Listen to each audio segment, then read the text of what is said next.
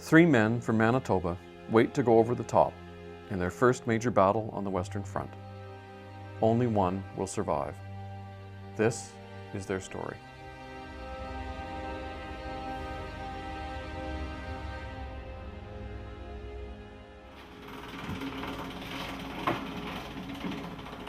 My name is Marc George. After a 25-year career in the Canadian Army as an artillery officer, I retired and became the director of the RCA Museum at Canadian Forces Base Charlotte. As a soldier, my principal interest in military history is the First World War. It remains Canada's most costly conflict, and modern warfare was really born between 1914 and 1918.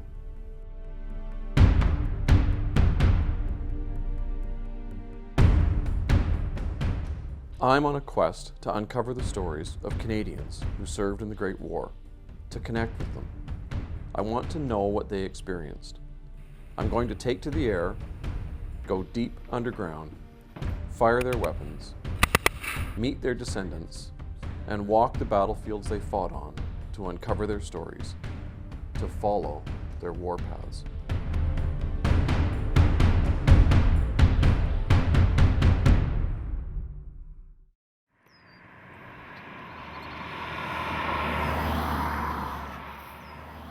I knew many First World War veterans when I was growing up in Boissevain.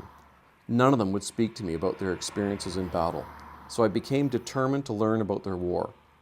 After I became a soldier, the few remaining did talk to me, but I knew that most had taken their stories with them to the grave. Now, through my research, I'm trying to bring some of those stories back to life. I'm in the Boissevain and Morton Cemetery. This is the place that I first understood the enormity of the impact that war has had on my community and my country. As a young boy, I was brought here every Decoration Day by the veterans in town to tend to the graves of their comrades. Every white cross in the cemetery marks the final resting place of a man or woman who served Canada in war. And now that so many of the veterans are gone, I really feel an obligation to keep their stories alive. I really want to follow in their footsteps and experience as close as I can what they experienced during the war, to try and understand them, but also, I think, to understand the impact that war has had in shaping Canada. The starting point for my research was here at the Boissevain and Morton Cenotaph. The first man I encountered was William Henry Anderson. Hank, as he was known, was from Whitewater, Manitoba, and he signed up here in Boissevain with the 222nd Overseas Battalion on the 6th of January, 1916. Hank was joined a couple of months later by a man named Cliff Mains. Cliff would go on to become one of the most highly decorated soldiers from Boissevain and Morton, indeed one of the most highly decorated soldiers in Canada during the Great War, and in 1924 he was one of two veterans that was asked to unveil this cenotaph. Hank Anderson signed up the same day as another young farmer named Gordon Little, who was described as a quiet, kind person. I don't know if our three soldiers knew each other well before they signed up, but I do know that Cliff and Gordon became best friends in the Army. In 1916, this was the town hall for Boissevain, and it's here that Hank and Gordon came on the 6th of January to sign up in the 222nd Battalion. The 222nd Battalion arose out of a desire by the Minister of Militia, Sir Sam Hughes, to get more local support and more troops into the Canadian Army. In late 1915, he said that any town that raised 25 or more men would have those soldiers stay in the town until the summertime, when they would be sent somewhere else for training. This was very popular with the families of these soldiers. And it also became a real issue of civic pride to see how many men you could raise in your local area. So by the 6th of January, Boissevain already had 22 men in the local detachment of the 222nd Battalion.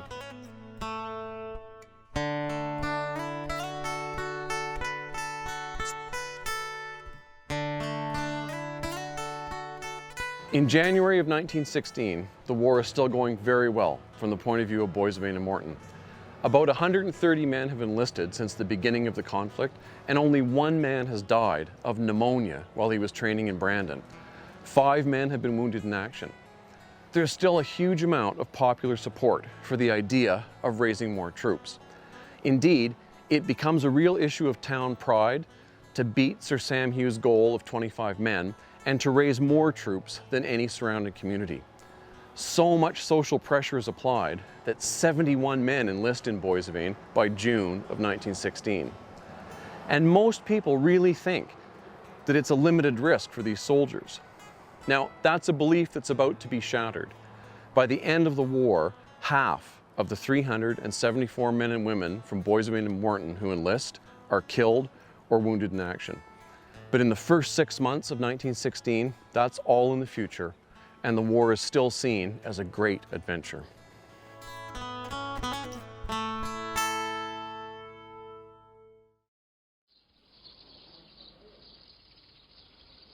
I'm meeting Paul Rayner at the Boissevain and Morton Library and Archives.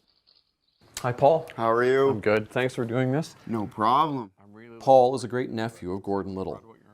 I'm anxious to hear what Paul can tell me about Gordon. Meeting descendants and relatives of the soldiers is a bit like seeing echoes of the men themselves. It's one of my favorite things to do. So what can you tell me about your great uncle, and what do you have in the bag?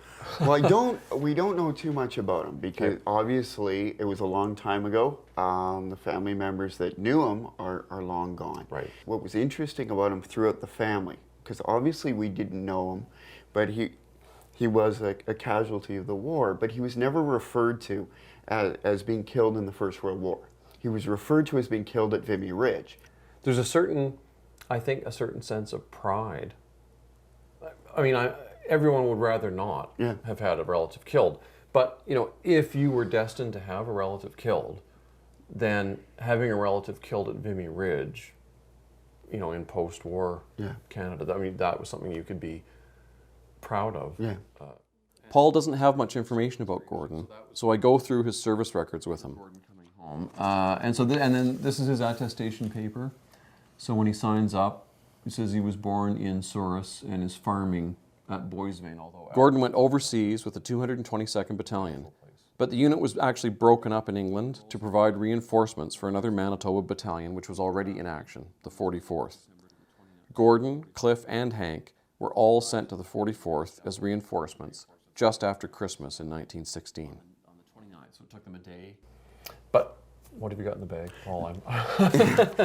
Well, it's pretty much the two of the same, but one is in a frame and one is not. These are his military photos, and I can take that out of the bag.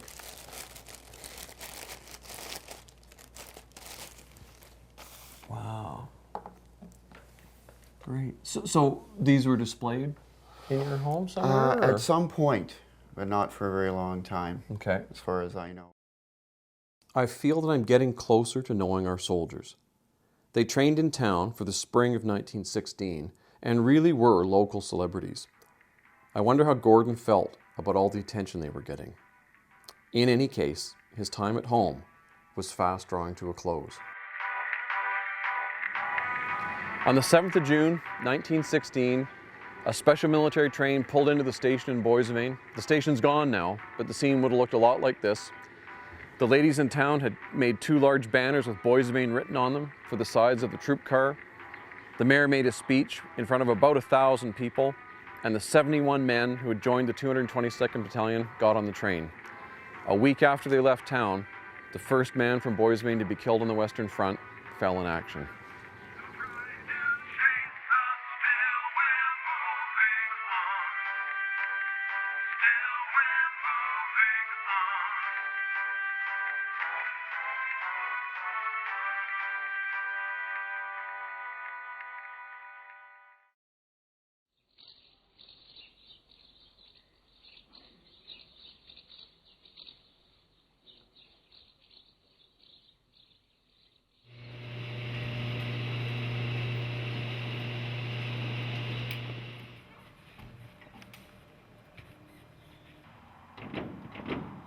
I'm at the Brandon Flying Club to get my first aerial view of Camp Hughes, where our soldiers trained in the summer and fall of 1916. I can't wait to see the trench system from the air. Steady? All right. I have never flown over First World War trenches. This flight will confirm that the mapping work I've helped with was accurate and may show me features that we've missed from walking the ground. All right. So, in spite of being terrified of flying in small aircraft, I'm going to do this.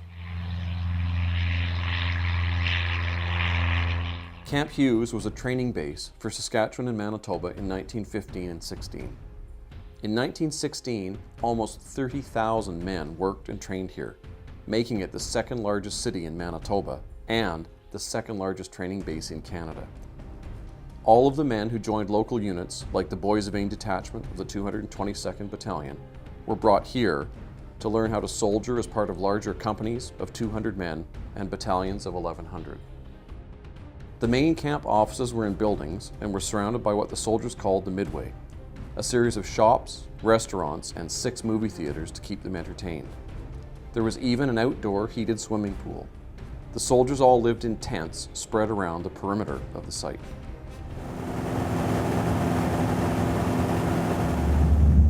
Yeah, and you can see, I can totally see the trench system now off the right wingtip. And this is a perfect view of this trench system. The trench system was dug here in 1916 and almost exactly follows Army trench doctrine of the day. The camp was not used after 1916, and military training moved south to CFB Shiloh from here by 1932. The result is the trenches were abandoned and survived intact, making them unique in Canada in terms of size and completeness. Except for a few small sections, all of the other training trench systems in Canada were filled in as the Army bases evolved around them. It's really amazing good luck that these trenches are still here to give us such an extensive glimpse of what the Western Front must have been like.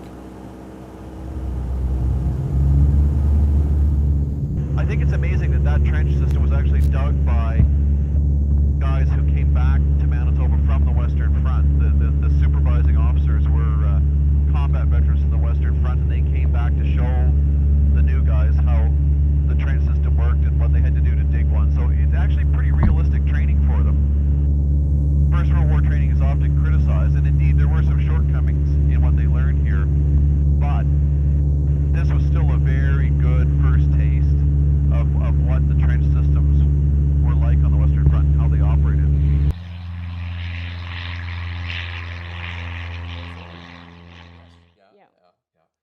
I've come to Langenburg, Saskatchewan to meet with Hank's cousin, Estella Wilson, whose mother and father raised Hank and his sister after their parents died.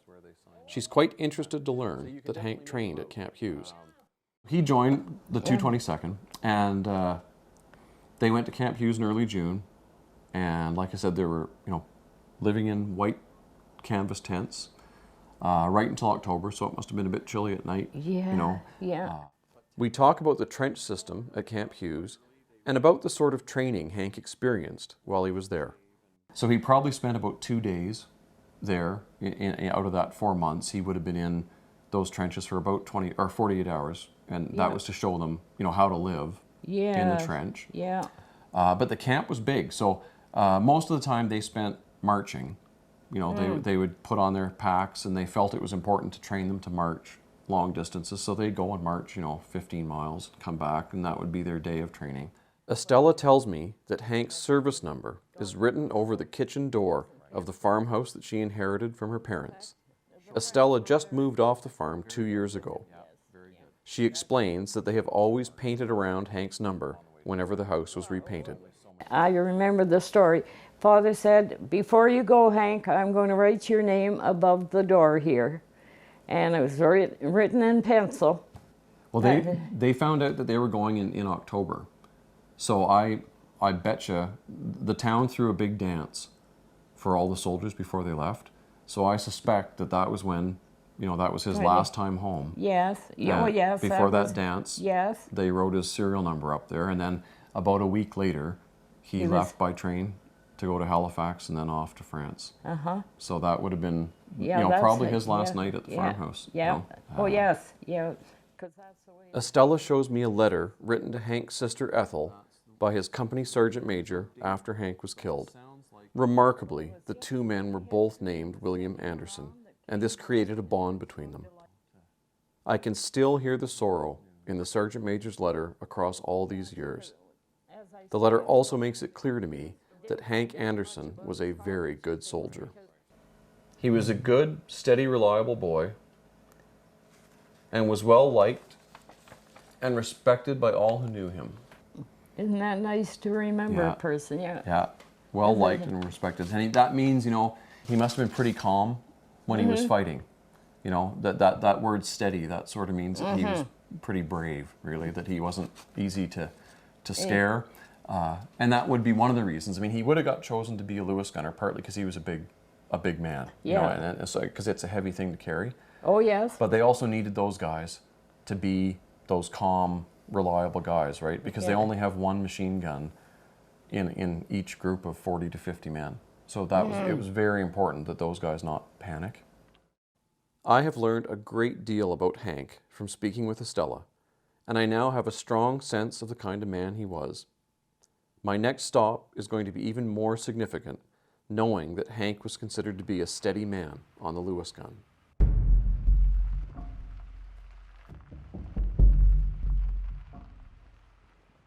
I'm visiting the Currahee Military Museum, where I've arranged with small arms experts John Hipwell and Craig Bird to fire the weapons that Canadians used in the Great War. Shooting is a fundamental activity of all soldiers. I've used many different weapons in my military career, but I have never had the opportunity to fire any from the First World War. I'll fire the Canadian-made Ross rifle, which fell out of favor mainly due to problems with jamming. It was a good target rifle and remained in service for training and with snipers throughout the war, but it was just not robust enough for frontline use by the infantry. It was replaced in 1916 by the British-made small magazine Lee Enfield rifle, or the SMLE. I can't wait to compare the two. All three of our soldiers were trained on the Ross and then issued with Lee Enfields when they went to the front. The Lewis. Yes, this is a great favourite of mine. I'm also going to fire the Lewis gun, one of the world's first light machine guns. This was really the only effective light machine gun in World War I. And go around. Hank Anderson was trained as a Lewis gunner just before the assault on Vimy Ridge, and Cliff Mains was also trained as a Lewis gunner later in the war. I am impressed by the simplicity of the Lewis gun design. So he would The have magazines four are easy to magazines, load with the maybe proper 8 tool. magazines. This would have been much harder under battlefield conditions, so I can see why the men loaded as many magazines as they could carry before an assault.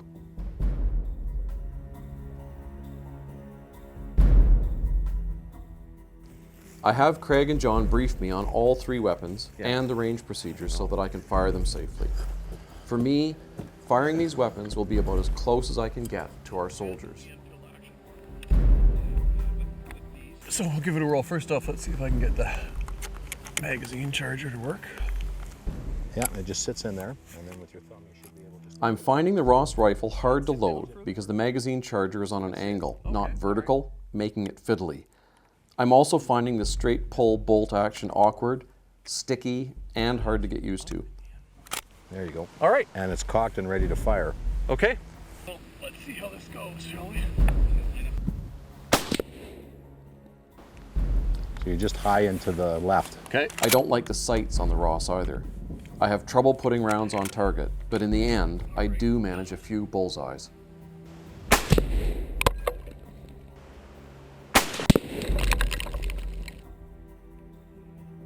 The Lee Enfield is a much better weapon, in my opinion. The vertical magazine charging slot is much simpler to use, and the bolt works smoothly every time. I also like the sights on the Lee Enfield much more than the Ross. I'm certainly finding it easier to hit targets with the SMLE. I can sure see why the Lee Enfield is considered one of the greatest military rifles of all time.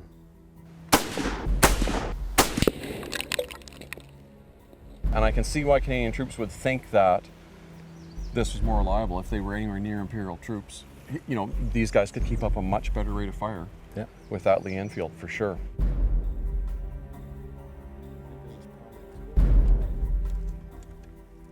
The Lewis impresses me.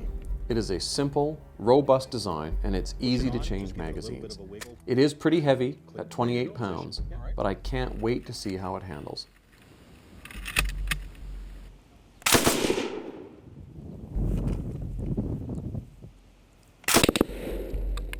That's a nice weapon. The recoil is really manageable. Very steady.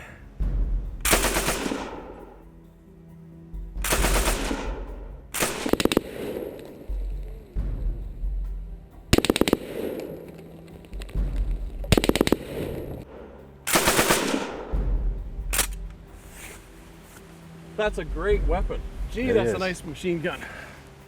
Although firing Lewis guns on the move was often discouraged in order to conserve ammunition for firing at the inevitable German counterattacks, I do know that it was done. I want to see how hard it would have been for Hank to fire his Lewis gun during the assault on Vimy Ridge. All right, are we all set? We're all set.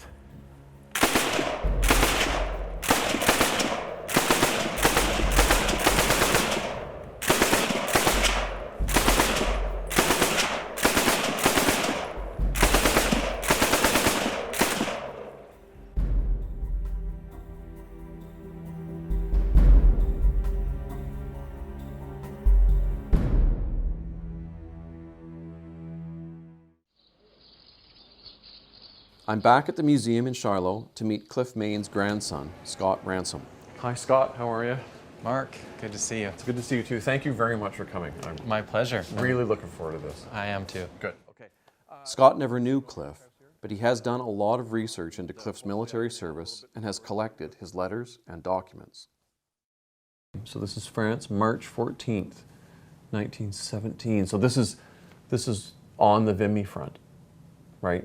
So this is before he goes into his first major engagement.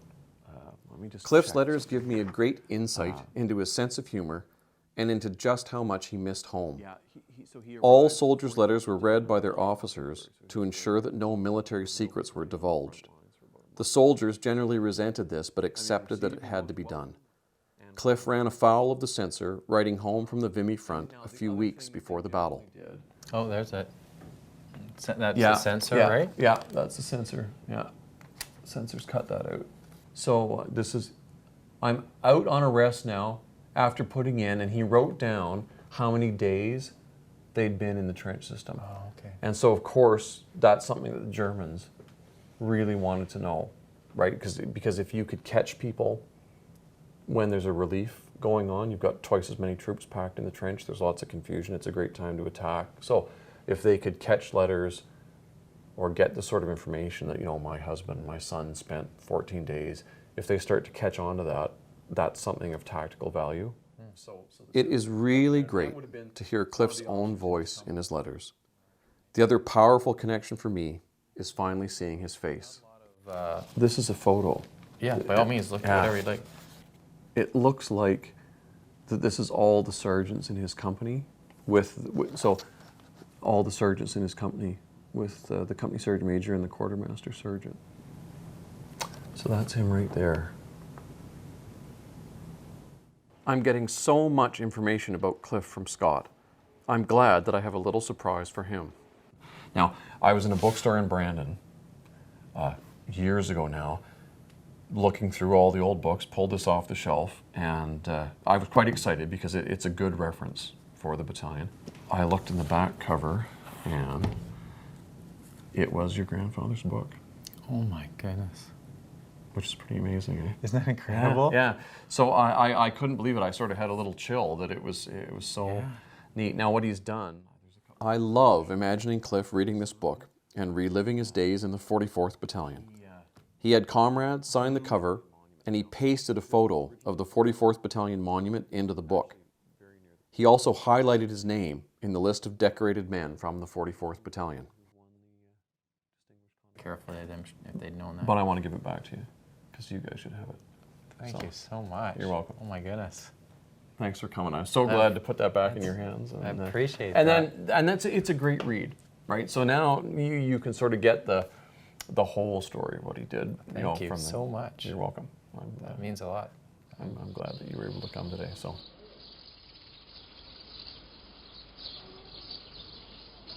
I've brought Scott to Camp Hughes to show him where Cliff trained in 1916. Walking through the trenches, we talk about what the Western Front would have been like for Cliff, living and fighting in positions just like this one. Cliff won the Distinguished Conduct Medal and the Military Medal, one of only 302 Canadians to do so.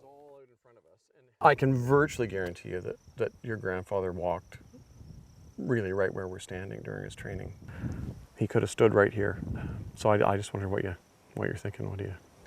To physically be here and walk the same path that he walked really creates a connection and a feeling of, I guess, sympathy maybe for the people that had to go through it.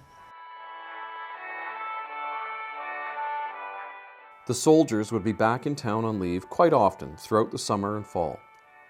Then, in October, word was passed that they would be leaving for the front soon.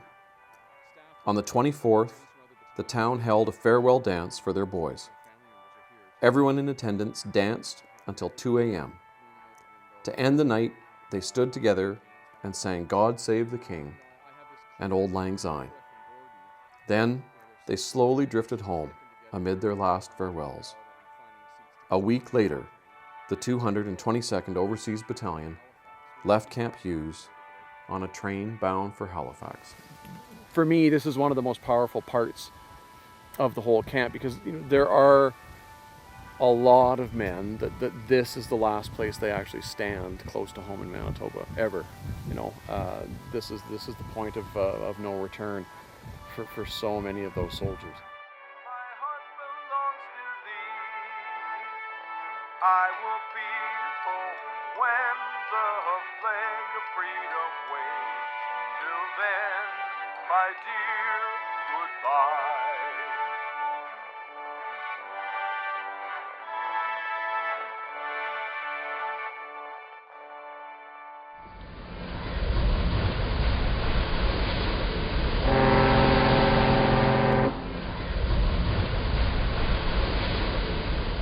From Halifax, the 222nd crossed the Atlantic on the SS Olympic and arrived at the Canadian training camp at Shoreham in England on the 20th of November. Gordon celebrated his 22nd birthday in Shoreham on the 4th of December. On the 29th, 295 men from the 222nd were sent to France as reinforcements for the 44th Battalion. Hank, Gordon, and Cliff were among them.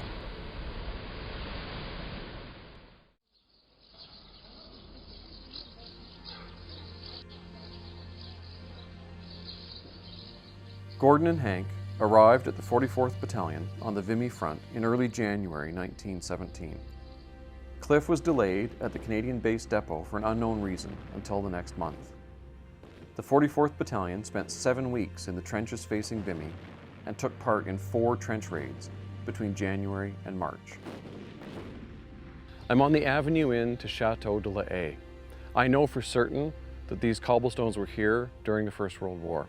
So this is a powerful moment for me because it's the closest I'm going to be able to come to actually following in our soldiers' footsteps while I'm in France. Cliff wrote home from the chateau on the 14th of March after serving 7 days in the frontline trenches. I know that he served 7 days from the war diaries, and it's the word 7 that the censor objected to and cut out of the letter that Scott showed me. The chateau was used as a rest and training area for raids and for the planned assault on the northern end of Vimy Ridge, a feature known as the Pimple. I'm so pleased to find a surviving painted sign in one of the buildings for the 4th Canadian Division Sergeant's Mess. Air photos were used to mark the outline of the German defenses on the chateau grounds using white cloth tape so the troops could practice assaulting them. When not in the line, our soldiers stayed in billets in towns in the rear, safe from all but the heaviest German guns and bombers. Here they rested, trained, and were sent on courses. Hank qualified as a Lewis gunner in the middle of February. On the 1st of April, the 44th Battalion marched into Boissevain, destined for billets in this compound. The billets were described by the battalion history as being warm and dry, so pretty much the ideal for the soldiers. I know for sure the 44th Battalion was here because the walls of the compound are covered in the graffiti of soldiers of various nationalities. But right here is a soldier from the 44th Battalion, Herbert Samuel. Herbert signed up with the 222nd Battalion in Hartney, Manitoba, and he was sent to the 44th Battalion with Cliff, Hank, and Gordon in December of 1916.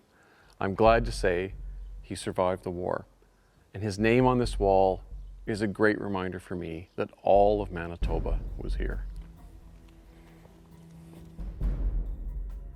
The men marched 14 kilometers every day, from Boissevain to Chateau de la Haye and back, to go over the tapes. Time off was spent playing baseball, sleeping, writing home, and enjoying the local taverns known as estaminet, where wine and some female company could be enjoyed.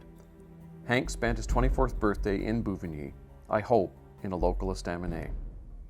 2 days later, at 7 p.m. on the 8th of April, 1917, 889 men of the 44th Battalion marched out of Boissevain, bound for the Souchez Tunnel, to wait for their assault on the Pimple.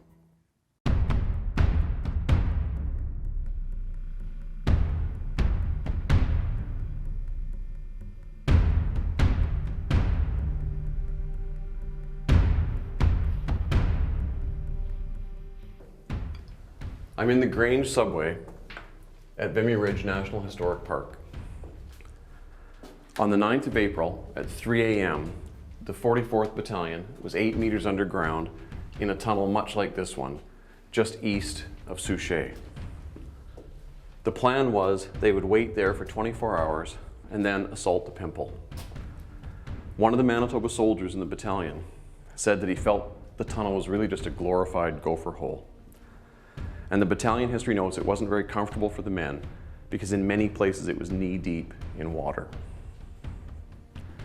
At 5:30 a.m. on the 9th of April, 1917, 0 hour for the assault on Vimy Ridge, a huge mine was detonated under the German positions in the Kennedy crater 500 meters away. The detonation actually made the tunnel shake. And at that point, a lot of the men from the 44th Battalion went outside to witness the assault on Vimy Ridge.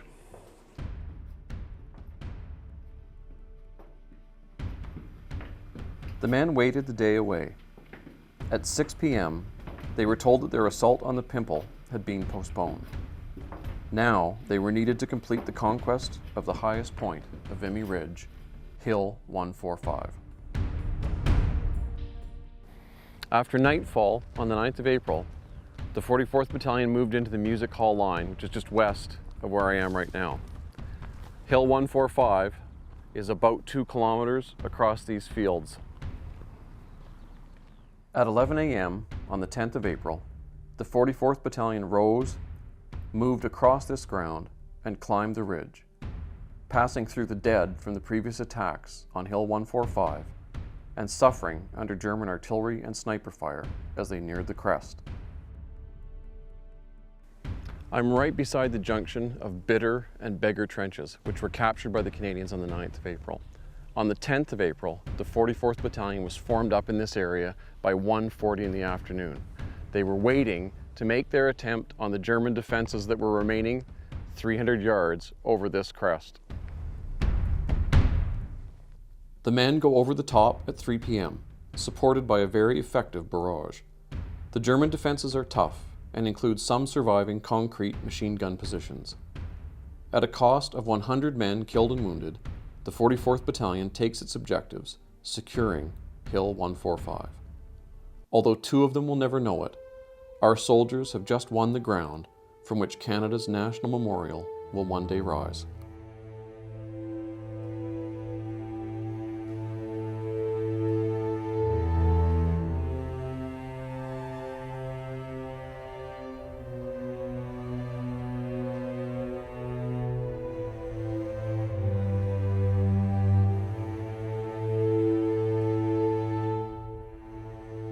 At 8:30 p.m., the survivors of the 44th are moved down the ridge to prepare for their delayed assault on the Pimple.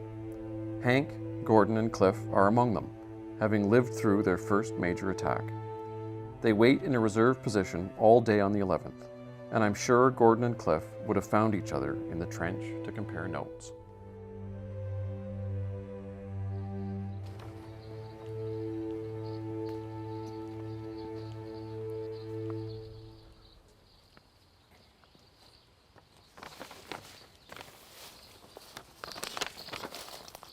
I'm in a large shell hole near what were the jumping off positions for the 44th Battalion's attack on the Pimple. The soldiers were all in this area by 4:15 in the morning on the 12th of April.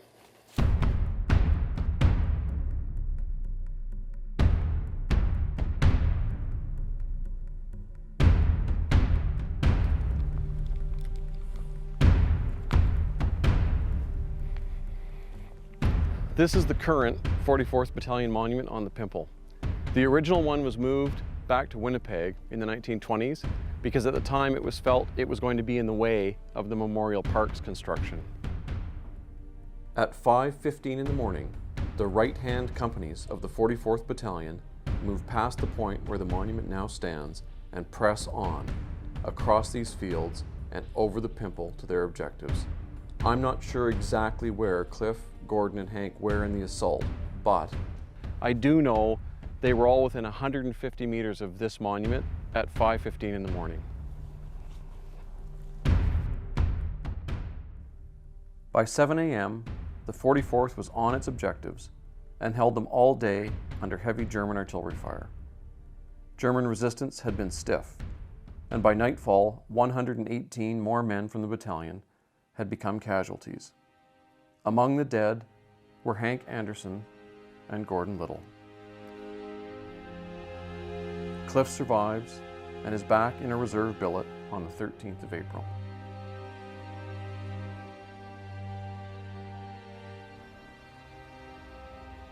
The relentless grind of the Great War went on. Cliff was back in the trenches at Vimy from the 24th of April to the 2nd of May. He took time to write home on April 30th. Poor Gordon Little is gone. His people will feel it very much. I must try to write to them one of these days. I was with him continually when off duty. We always halved everything we got from home or other ways. I never saw him in action, as he was in another section. One thing I can say about Gordon, and that the results of a Christian home were always showing in him, and the more of life and the world he saw, he realized what he had left. I must now close. I hope you are all in good health, as it leaves me in the pink of condition, with a week's heard and so much said. Your loving son, Clifford Mains. P.S. It is near Dad's birthday, and I wish him many happy returns.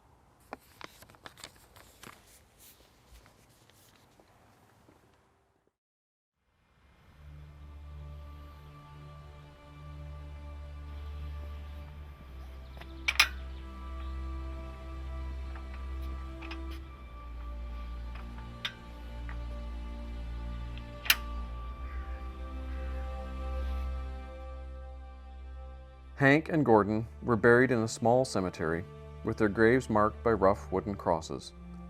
I'm sure Cliff would have visited the graves to say goodbye when he was out of the line. In the 1920s, Hank and Gordon were exhumed and moved to Canadian Cemetery No. 2 as part of the process of consolidating the many small graveyards left in the wake of the Great War. In the confusion of the move, some of Gordon's tombstone information was listed incorrectly. It's always difficult to visit cemeteries like this because you are confronted in the most certain terms by the cost of war.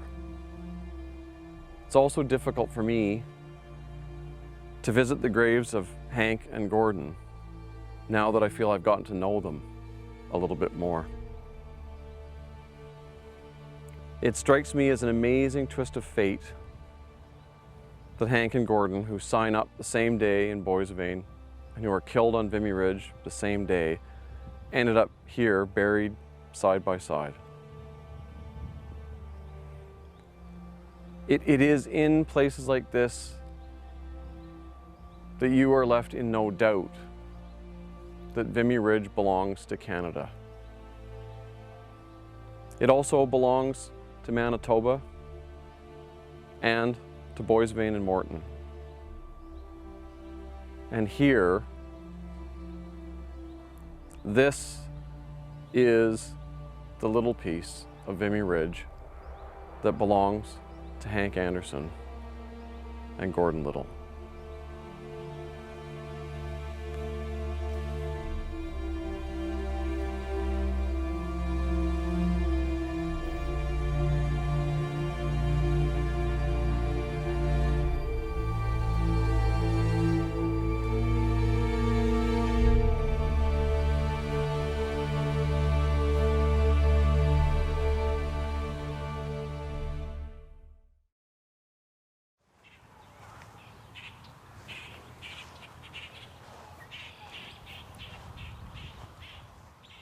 Although gravely wounded in 1918, Cliff survived the war and raised a family.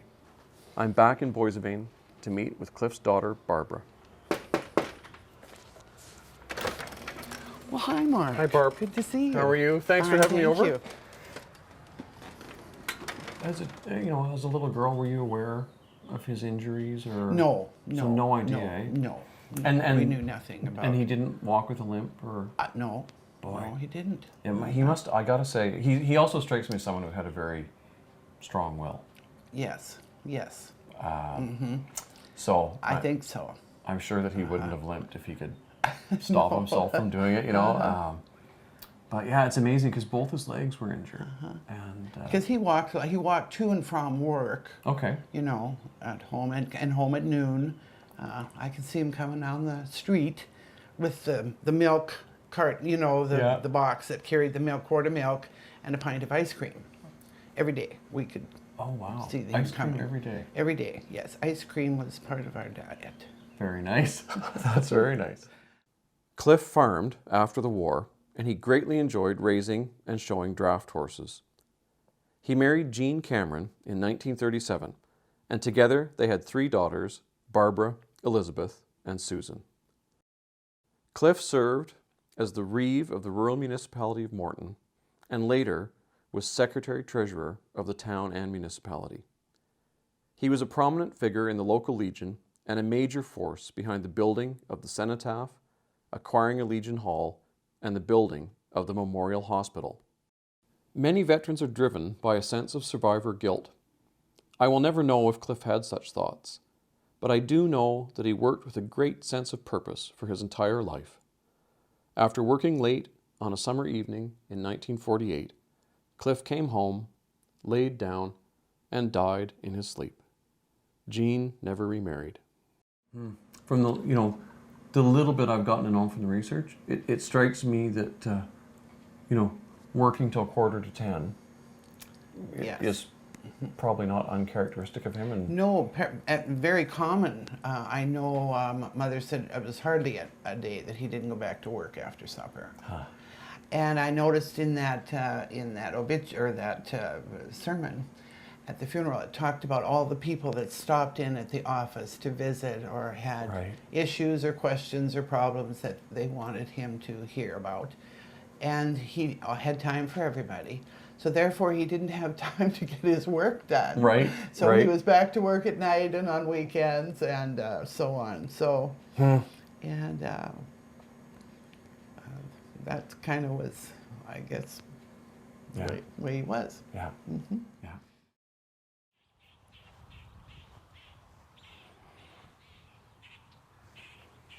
This has been quite a journey for me. I feel like I know our soldiers a little better, and that I understand their experiences in the Great War a little more. I've come full circle from my starting point to pay my respects to Cliff and Jean Mains. Jean Mains was a lovely woman. In my memory of her, she's always smiling, always cheerful. I've often reflected on the fact that she lived the last 55 years of her life alone after Cliff died. When I talked to her grandson, Scott Ransom, he said that he did ask her about it once, why she'd never remarried. And he said that she got a wistful smile on her face and looked at him and said, well, no one ever really measured up to your grandfather.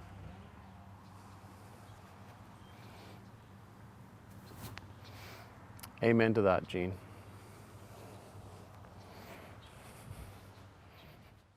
Should old acquaintance be forgot and never brought to mind? Should old acquaintance be forgot and days of old lang syne? For old lang syne, my dear, for old lang syne, we'll take a cup of kindness yet for old lang syne.